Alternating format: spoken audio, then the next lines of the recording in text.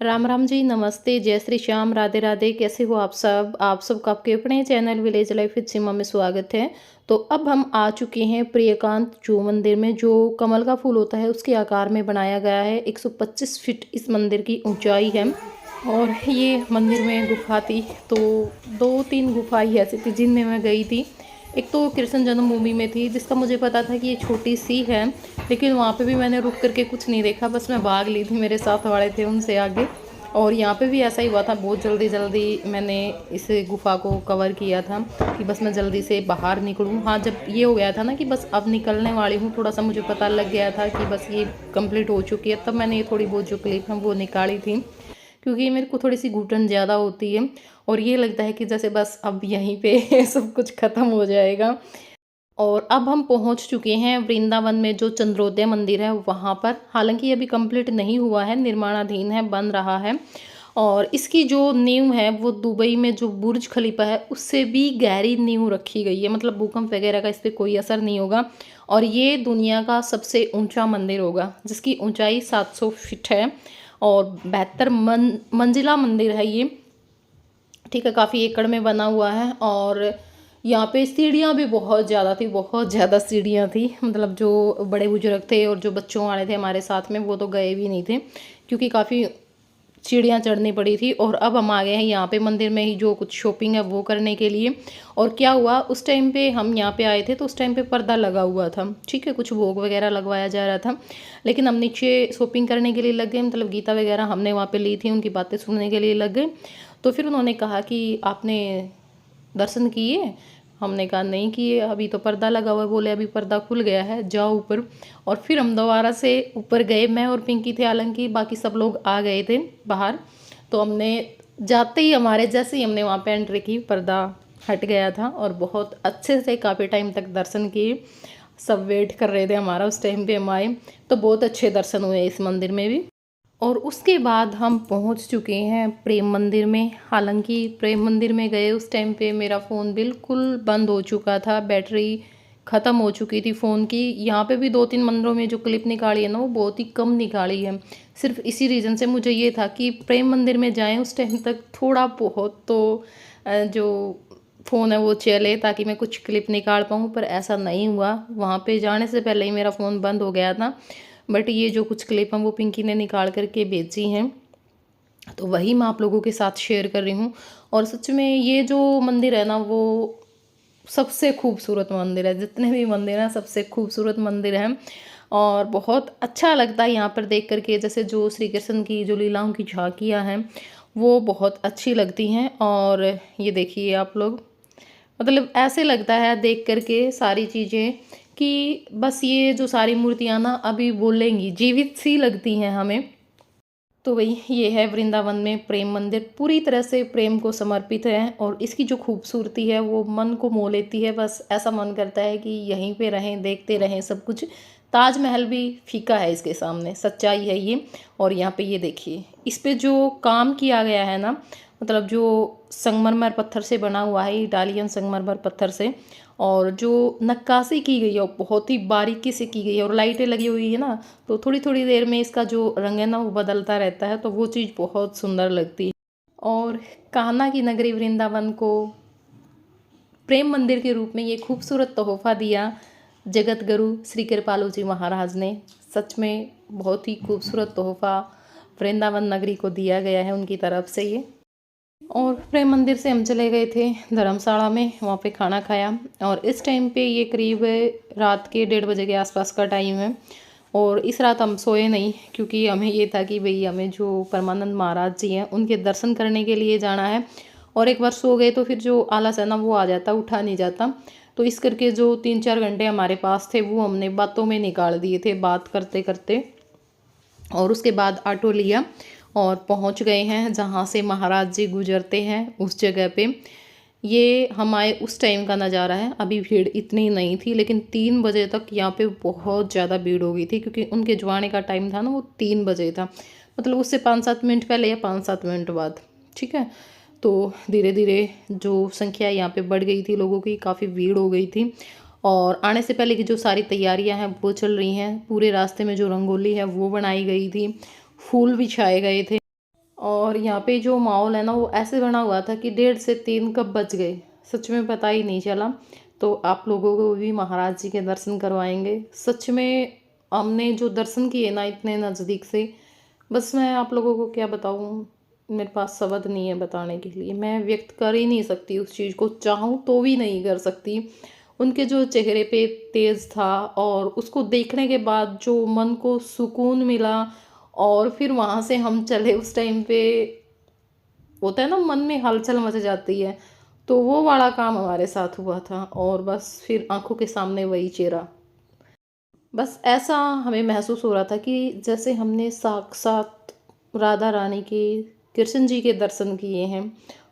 और बस मैं आप लोगों को इतना ही कहूँगी, अगर आप वृंदावन जाएं तो एक रात की नींद छोड़ करके आप उनके दर्शन ज़रूर करें, ज़रूर करके आएँ।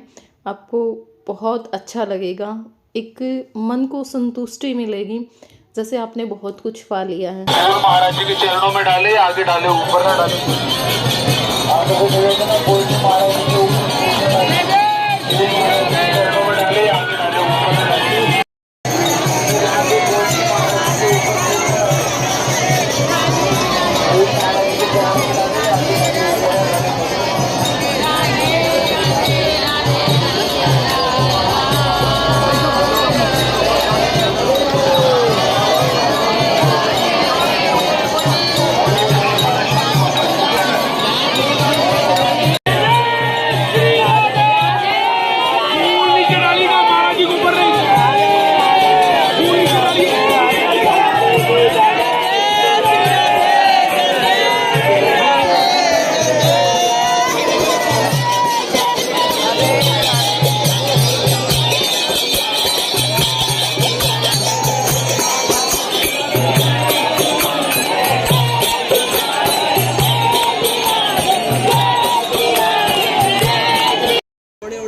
जो न्यू है भाई कन्नड़ी वाला जोड़ ते कम को नहीं गुरमीत भाई को नहीं ठीक से। बाकी यो सूत्री ढाल बना रखा है, कन्नड़ी वाला शाम को रखा था। हाँ कन्नड़ी का कौन नहीं को बिना भाई माफ करिए दे। आपने कन्नड़ी का नाम बढ़ा लिया? नहीं वैसे मैं बताऊँ जी, ड्यूटी रही है कन्नड़ी मारी। अच्छा, इस करके मका के बेरा कदे हमने देख के कंदे हो। फोन कर ले 15। तो ये कुछ क्लिप अगले दिन की हैं जो मैं आप लोगों के साथ शेयर कर रही हूँ, क्योंकि वो वीडियो थोड़ा छोटा रह रहा था, तो इस करके मैंने सोचा कि चलो ये 2-3 जो मंदिर हैं मैं वो इस व्लॉग में आप लोगों को दिखा देती हूँ। और यहाँ पे हम लोग पहुँच चुके हैं इस टाइम पे रंगनाथ जी मंदिर। तो यहाँ की जो क्या विशेषता है, किस नाम से ये जाना जाता है, वो भी मैं आप लोगों को बताऊँगी आगे वीडियो में, तब क्लिप आएगी उसी टाइम पर बताऊँगी। तो यहाँ पे एक बैकुंठ दरवाज़ा है जो साल में एक बार खुलता है, मतलब जो बैकुंठ एकादशी होती है उसी दिन खुलता है। तो यहाँ पे ये है 60 फीट ऊंचा सोने का खंबा, और इसलिए इसको सोने के खंबे वाला मंदिर भी बोला जाता है। वृंदावन का ये सबसे बड़ा मंदिर है, ठीक है। तो यहाँ पे जो वैकुंठ दरवाज़ा है वो साल में एक बार खुलता है। हमें भी मंदिर में आए उस टाइम पे नहीं पता था, बाद में पता चला, तब हम रूम पे गए। क्योंकि क्या होता है ना, जैसे इस मंदिर में तो मैं पहली बार ही आई हूँ, पहले आए थे उस टाइम इसमें नहीं आए थे। क्या होता है, मंदिर यहाँ पे इतने हैं आप सारे देख ही नहीं पाओगे, काफ़ी टाइम लगेगा, लगाना पड़ेगा आपको यहाँ पे। अगर आप सारे मंदिर देखना चाहते हो सारे फिर भी नहीं देख पाओगे, लेकिन ये मैन तो कवर कर ही पाओगे। अब की बार भी हमारे बहुत सारे मंदिर रह गए थे जो हमें बाद में पता चला ये रह गया ये रह गया। तो ये है कि जैसे अगली बार आएंगे ना तो थोड़ी सी हमें उस चीज़ के बारे में पता चल गया कि भाई यहाँ पे ये है, इतने दूरी पे ये है, तो इस वजह से, ठीक है। तो शुरू शुरू में तो ऐसा ही होता है, और ऐसा माना जाता है जैसे जो वैकुंठ दरवाज़ा है वो वैकुंठ एकादशी को ही खोला जाता है।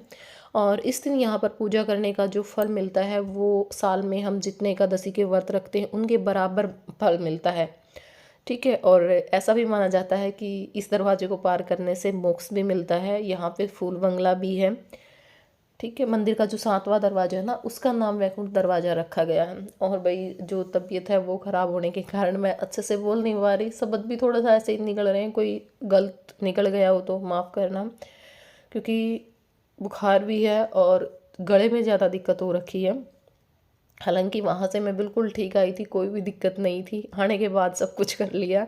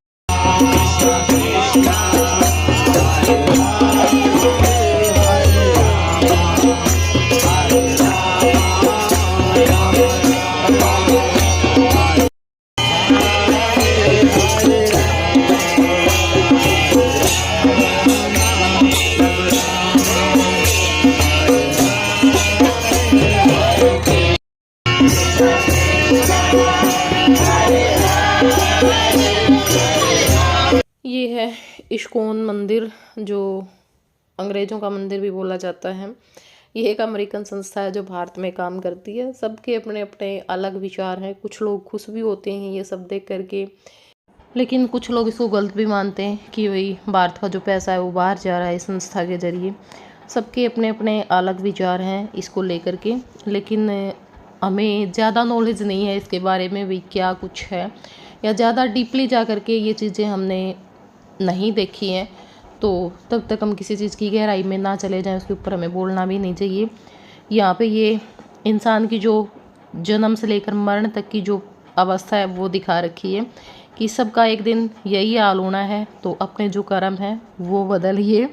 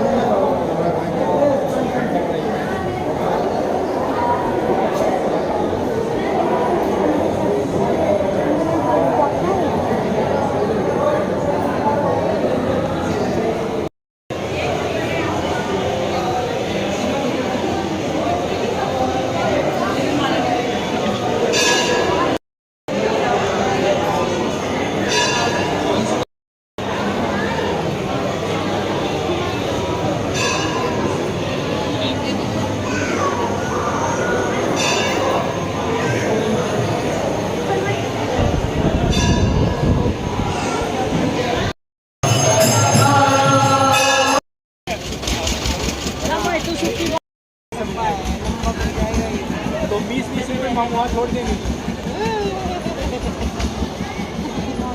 हाँ ये सही है। देखो हमारी ऑटो की कंडीशन, ऑटो धर्मशाला है। ज्योति ठीक से तू आगे वाह भाई वाह वाह भाई। पूजा उतर की बनाई है थोड़े से। अरे लोहे था अरे तू तो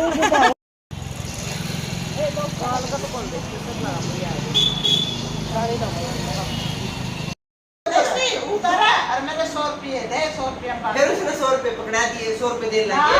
तो सब बोलेंगे मेरे को पीछे होने पर मैं हमारा ऑटो लो छोड़ूंगा, फिर पैसे दूंगी। नहीं बोले नहीं बोले राय में तार है और रुपया एक भी बोल रही रोड़ा का फिर दोबारा 200 रुपया। अब तो सारे उसके सिर पे चढ़ के मैं 200 रुपए आके और वो चुप करके सीधे छोड़ी ना और वो रात को तू खड़ी और फिर है नहीं और फिर वो ऑटो वाला करता है। अब क्यों बोल, अब क्यों बोलती ना मैं बोल नहीं दे रही यार।